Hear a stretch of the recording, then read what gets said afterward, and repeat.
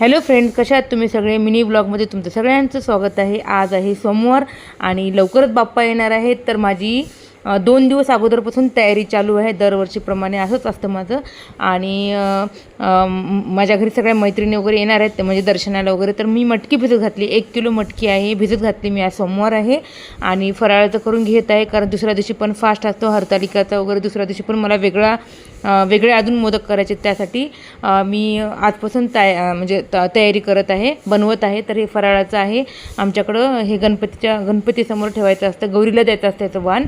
आणि मोदक पण करून घेत आहे मी आज, आणि हे सगळे फराळाचं करून घेत आहे सगळे. हे बघा, खूप सारं बनवत आहे मी. आणि थोडंसं म्हणजे 3 पार्टमध्ये बनवते मी फराळाचं किंवा मोदक. हे सगळं मी, हे बघा, या आज एक पार्टमध्ये बनवले हे मोदक पहिला, आणि उद्या परत मला बनवायचे आणि परत 2 दिवसानंतर बनवायचे आहेत.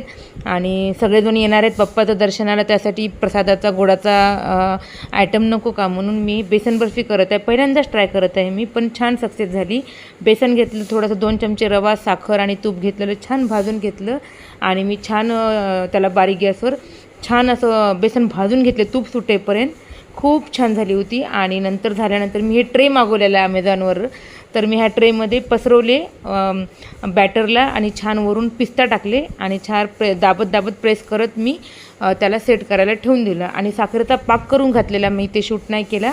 आणि थंड झाल्यानंतर थोडंसं कोमट झाल्यानंतर मी त्याचे काप केलेले, आणि खूप छान झाली ती बर्फी. टेक्स्चर बघा त्याचं खूप सुंदर झालेलं. खाता नाही आलं ते, आम्ही